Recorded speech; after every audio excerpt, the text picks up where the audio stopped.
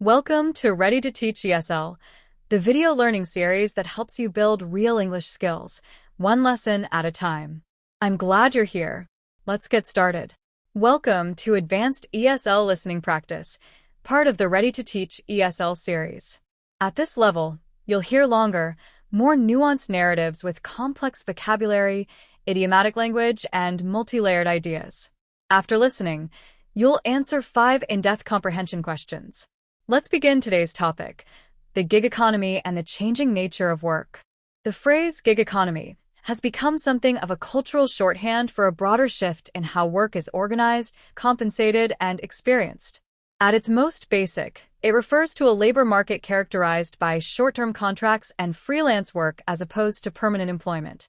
But to understand it fully, you need to look beyond the surface, because the gig economy is not a single thing. It is a spectrum, and where you land on that spectrum says a great deal about your experience of it. At one end, you have highly skilled independent contractors, consultants, designers, software developers, writers, who have deliberately chosen flexibility over the perceived security of traditional employment. For these workers, the gig economy represents autonomy. They set their rates, choose their clients, and structure their working hours around their lives rather than the other way around. Many of them earn more than their salaried counterparts, and they cite professional satisfaction and work-life balance as major advantages. At the other end of the spectrum, you have platform-dependent workers, drivers, delivery couriers, warehouse pickers, whose relationship to their employer is mediated entirely by an app. They are classified as independent contractors, which means they bear all the risk. No employment insurance, no sick leave, no pension contributions, no guaranteed minimum hours.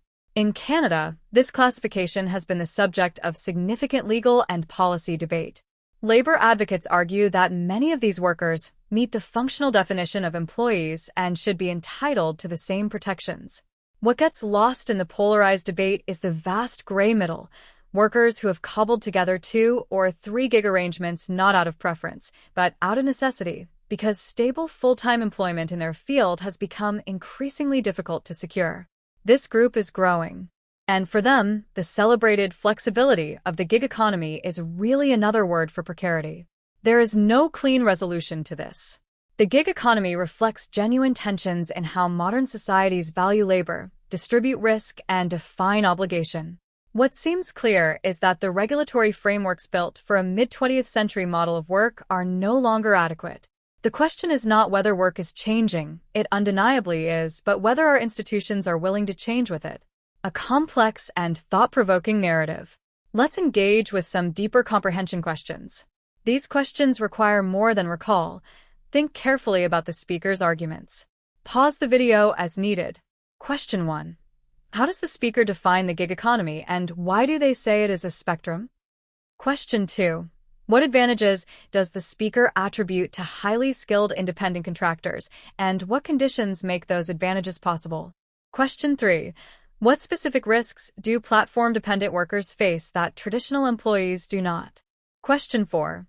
Who does the speaker identify as the overlooked gray middle in this debate, and what is their situation? Question 5.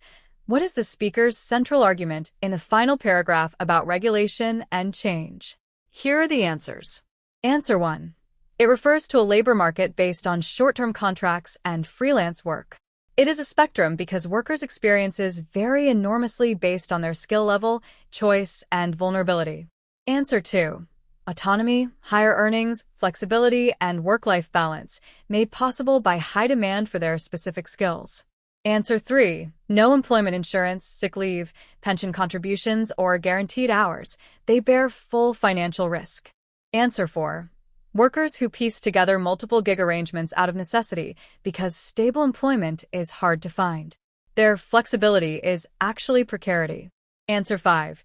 Existing regulatory frameworks were built for a mid-20th century work model and are no longer adequate. Institutions must change along with how work is changing. Exceptional listening. This is exactly the kind of nuanced English used in professional, academic, and public discourse. See you in episode 2. For more videos like this, like and subscribe.